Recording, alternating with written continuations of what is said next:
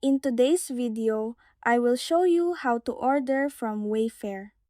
To start, open your web browser and go to wayfair.com, ensuring you are logged into your account to access your saved addresses and rewards.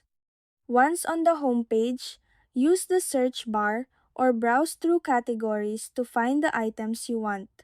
When you find a product, be sure to select the correct options such as color, size, or material from the drop-down menus before clicking Add to Cart. Once you have finished shopping, click on the cart icon and select Checkout Now.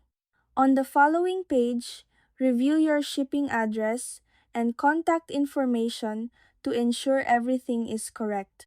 Next, choose your preferred payment method from the available options, which include credit or debit cards, PayPal, Apple Pay, or financing plans like Affirm and Klarna.